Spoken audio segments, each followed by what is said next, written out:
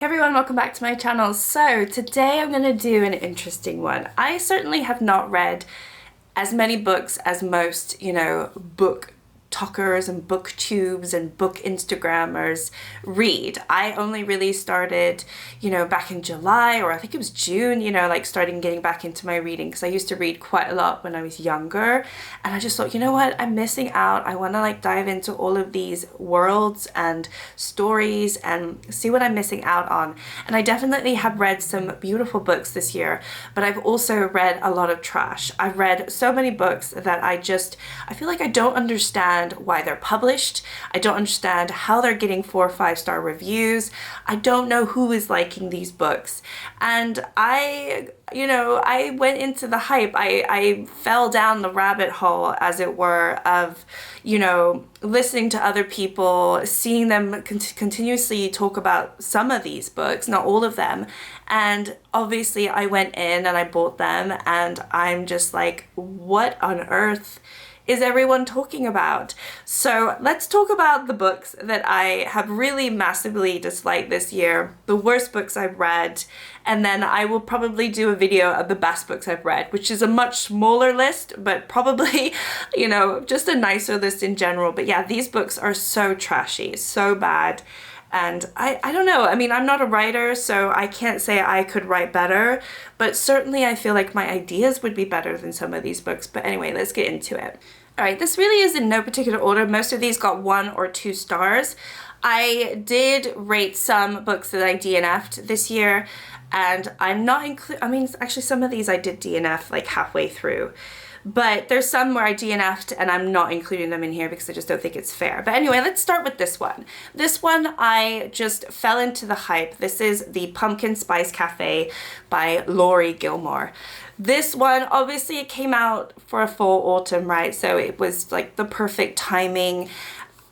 I heard people talking about it, that it was a spicy book, and I don't know, I thought maybe those type of books would be my cup of tea. They're not, but also at the same time, this is a very boring book. Like, not much happens in this story, and I feel like if I'm going to read a book, I actually want things to happen. I want there to be a story, or I want there to be character development, something that is intriguing, that keeps me thinking, that makes me question things maybe, or just some enjoyment, maybe some comedy, or some sass or whatever. This was very boring. It's about this girl, what's her name? I don't even know. Jeannie. She inherits her aunt's cafe, right? Her aunt goes off and travels and blah, blah, blah. She inherits her cafe outside of Chicago in a little quaint town, and she immediately meets the local farmer whose name is Logan, and it's like insta love for both of them.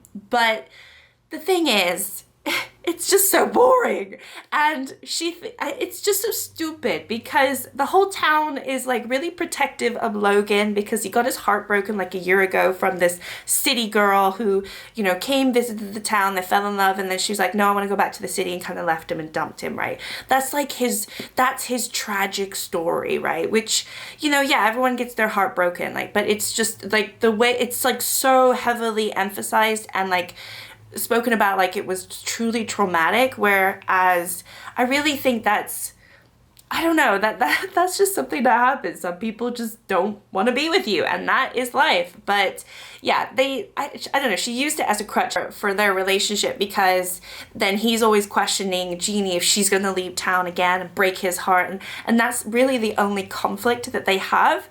And it's just so silly, because Jeannie is hearing noises at night, and so he spends the night on the floor listening to the noises with her, and that's kind of like how they spend time together. And then they want to hide the fact that they've got together from the town because they don't want everyone talking about it. I found it so incredibly boring. It's double POV as well. But the thing is, you don't really learn anything new with the different perspectives. So you know, you have Jeannie one chapter, then you're in Logan the next chapter, and literally Logan would just talk about what Jeannie spoke about in the previous chapter, but like it was just so dull. It was so dull. I just skimmed read it towards the end because I was like, is anything gonna happen? And so yeah, I gave this a 1 star. I thought it was horrendous. Next one, I read my first Colleen Hoover book, Ugly Love. Now I went into this with, I would say, somewhat low expectations just because of everything I've heard about Colleen Hoover, the bad, and not necessarily good. I haven't really heard too many good things, but this was a recommendation from a friend of mine. So I did go into it like hoping to really like this book and like with an open mind. And, you know, I started reading Sarah J Maas, and she has a lot of hate for her books and her stories, and I can see how they can be problematic, but I haven't actually enjoyed her books. So I was thinking, well, maybe I'll be the same for Colleen Hoover and Ugly Love. And this one in particular, I mean, all of the Colleen Hoover books are super like popular. They're everywhere. But this one kind of kept showing up as the one to buy, and it was recommended, so I went and got it, right? So I actually have a reading blog on this one. And I read this really quickly. I will say that the way that she writes books is very easy to read. It's super fast paced. It is, I can't remember the names of these people, so I'm going to have to look. So it's about Tate and Miles. So Tate is pretty young. She's like in college, or she's finishing college, I think, something like that. And she's very close to her brother, and basically she moves in with her brother, and Miles is basically their neighbor in this apartment complex, right?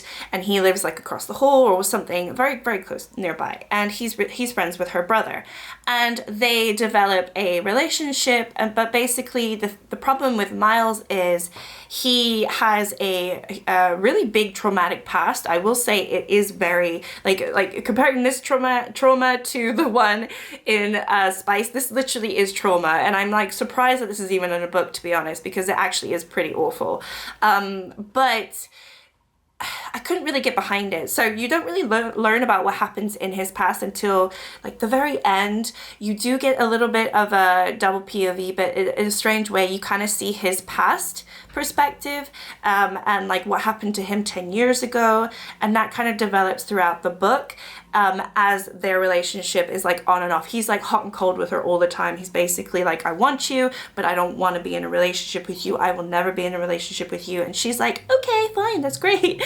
But then she obviously wants to be in a relationship. And the way that he treats her, he does treat her like a girlfriend. He does, you know, kind of go over the boundaries there, where he's like protective, and he does, it's not just like, oh, that we're just gonna sleep together and that's it. So, you know, but he also doesn't want to have his heart broken. Like he's literally just trying to save himself from being completely, you know, like ruined in his life, because his heart was broken 10 years previously from a horrific accident that happened. So I won't go into it too much. I'll just leave it as that. Now, I did give this like 2 stars, or like I think it was 2.5, something like that.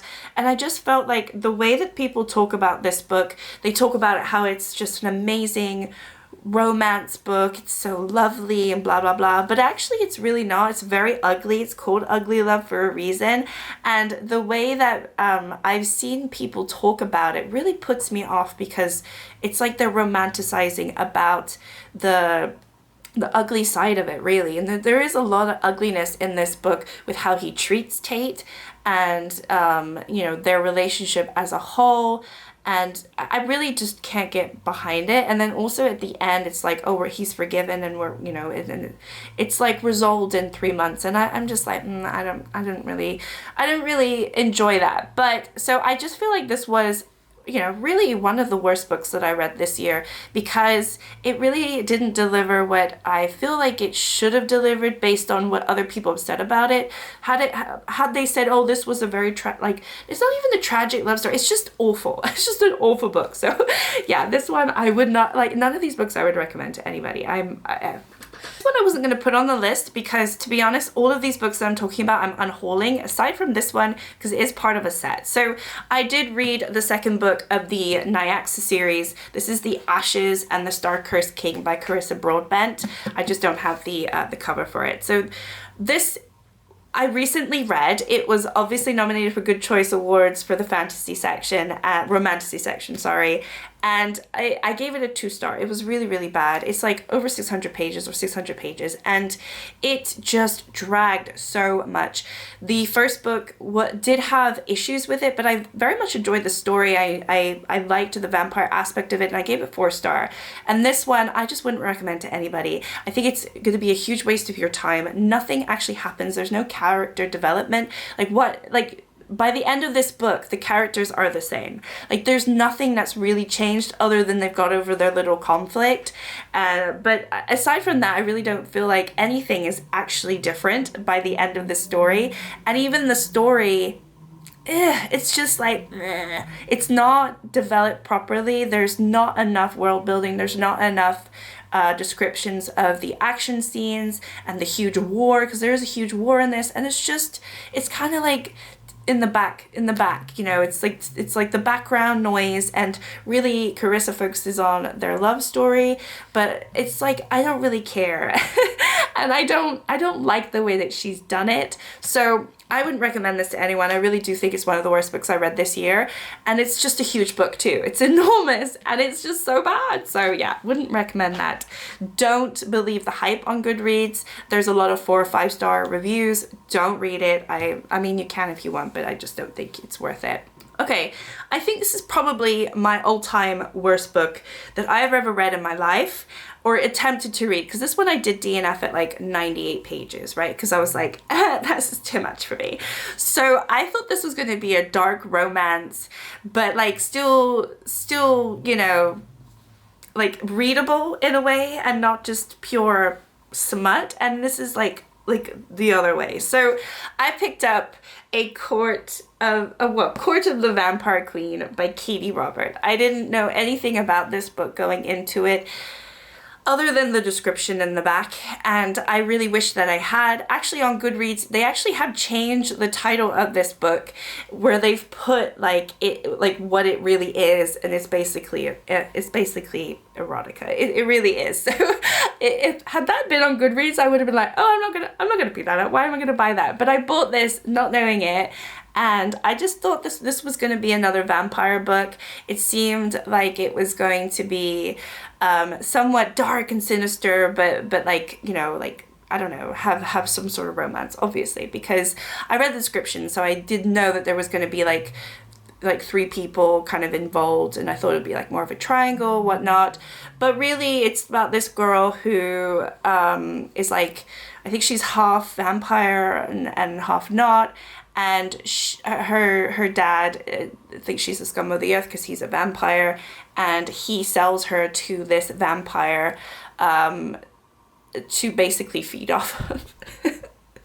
But like literally from page 1, they're already like doing it and stuff, and I couldn't get through this book. I just couldn't. I just thought I was cringing inside reading it. I was thinking, what am I reading? And then it got to a point where I stopped reading it that yeah, it was a little bit too much for me. It's just not something that I'm interested in, and so I had to DNF it. It's quite a long book, actually. It's like over 400 pages, and I DNF'd at page 98. I just couldn't get through it anymore. So if you're into this, that's fine if that's what you want to read. I just thought that this would be like a vampire dark romance book, but not be like full on ugh, and it was. So no like judgment, but it just wasn't for me. Okay, this also is probably the worst book that I've ever read in my life. This is The Secret Life of an Uncool Mom by Serena Terry. I thought this was gonna be funny. I kind of just picked it up because I wanted some light comedy. I am, you know, I don't know, I consider myself somewhat of an uncool mom, and I thought, okay, fine, let's see if I can enjoy this. Maybe there's some parts of it that I can relate to. I think she's like a 30-year-old in this, so you know, I'm the age range for it, I would assume.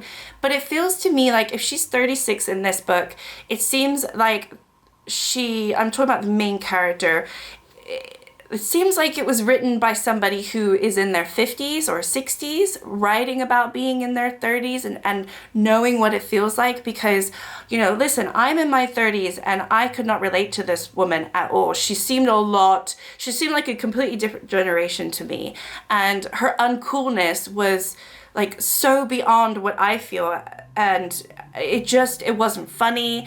And honestly, nothing happens in this book other than she gains a little bit of confidence because she sets up a group like of dance moms. Basically, they do these dancing, and I thought that there might be a little conflict with her husband at one point. I thought, oh, maybe he'll cheat on her, and then there'll be like this character development or something like that. But no, none of that happens. Nothing happens in this story. It's just her massively embarrassing herself, being completely uncool, but to the point that it doesn't even make sense for her to be that uncool. It seems so unrealistic, and also just nothing happened in this book, so I can't really talk about the story because nothing happened. So this was a complete waste of money. Not that it cost much, I think it was like £3 or something, but don't even waste your time on it. I read the whole thing and I wish I hadn't. It's just a really boring, rubbish book, so definitely not worth reading. Okay, this one surprised me because this was on the Good Choice Awards, I think, last year, and a lot of people like this book, and I'm not entirely sure why. So I did read The Maid by Nita Prose. I read this before I actually started my channel, or while I was contemplating starting my channel. My mum actually brought it with her because she came and visited us, and she read it, and then she just gave it to me because I wanted to read it. So anyway, it's about this, I would say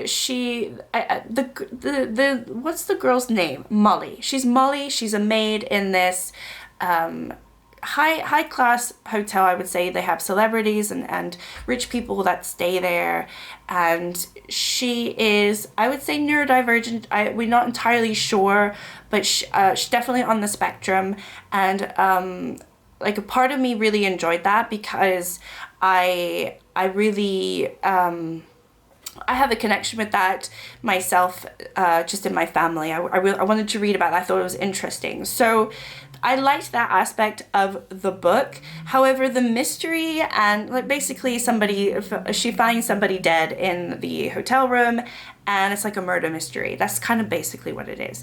And I thought that it was so far-fetched and so stupid and so boring. I didn't feel like there was any like interest in, like, I found no interest reading this book, and also I didn't find the point of the book either, to be fair. And I think there is a sequel coming out, and I don't really know why, but I don't even know why people like this book. I thought it was really, really dull, and like when I read the ending, I was like, really? That's it? That's it? I don't know, maybe murder mystery is not my cup of tea. I know a lot of people love this book, and it was voted in Good Choice Awards and things like that last year, which really surprises me when I think about the actual book itself. I just think it's rubbish, and it's not cute or quaint or anything like that. I think the only interesting thing is Molly and how people treat her or misunderstand her, and she also misunderstands social cues and things like that. I think that's the thing I understood the most about it. And I found interest in that just because I have that in my home life. So without saying too much about that. But anyway, beside that, I just thought it was dull. So if that's like your cup of tea, if you like murder mystery, fine. But I didn't think it was a good murder mystery. Okay, and then this one I recently read. I read one of the Ana Juan books. This is the Twisted Love in the Twisted series. I think there's like 4 or 5 books. This is the first one. I'm so glad that I didn't buy the whole set, because I was going to buy the whole set and I was going to read them all.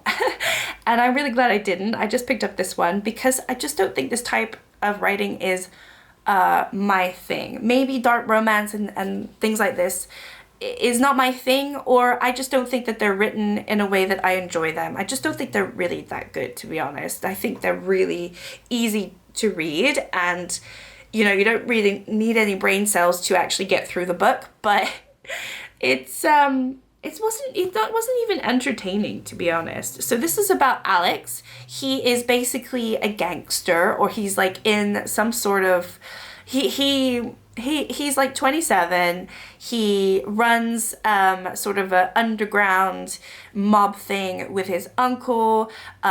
He is violent, and he's not afraid to kill people and things like that. And he meets this sweet girl. What is her name? Ava. He is best friends with her brother, and he develops a crush. He moves in with actually he moves into her brother's apartment, and she lives, she's a neighbor, so they end up living really close together. Her brother moves away, and he asks his friend Alex to look after her for the year, like watch out, make sure she doesn't get in trouble, blah blah. And she's like 23 or something, or 22. She's in college, I think. And so that's kind of it. And he just develops feelings for her, and they end up having a relationship, and it's just not my thing. It was just boring and silly, and I don't know. I mean, it was a little bit unhinged. I've heard people say that word, like, about this book. It was, but not to the point where I found it entertaining enough to want to read any more of these series. You know, I just thought, okay, fair enough. Again, I think some people look at this book and they're like, oh, I want to love like that. And I'm just like, really? Why do you want to love like this? He's like horrible. But anyway, I read this. I thought it was, yeah, one of the worst books I read this year. Okay, and then this one is another one that I read recently. I read quite a few bad books. But anyway, so this is How to Kill Your Family by Bella Mackie.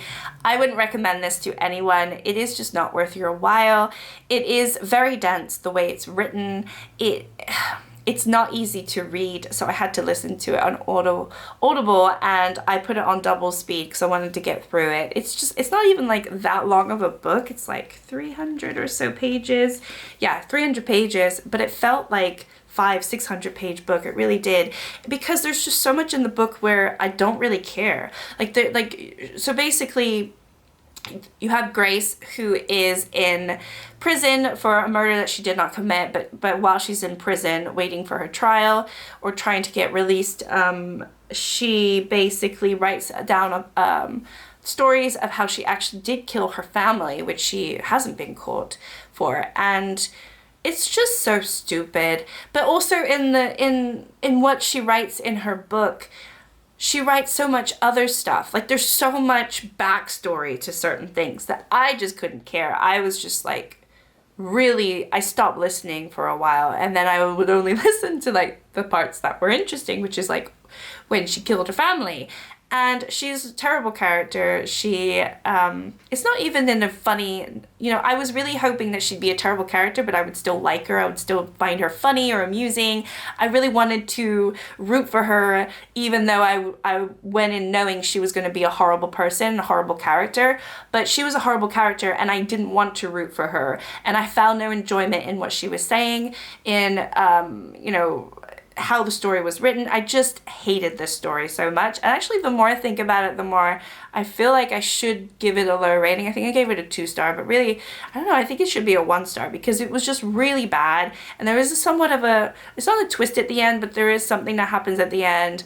But it's also like, at that point, I really didn't care, and I was really hoping for something different to happen at the end, where it was like, oh, okay, I see now. But that didn't happen at all. So this was, yeah, rubbish book. Very disappointing, because, you know, I thought it was just going to be a fun satirical comedy and a black comedy, which I guess it's trying to be a black comedy, but she's just not somebody that I wanted to root for.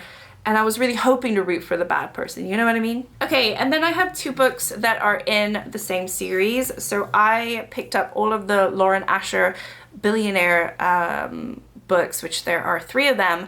I'm actually going to keep one, but these 2 I wouldn't recommend. So unlike other people, I actually liked the first one, Fine Print. I gave it 3 stars. I thought it was fine.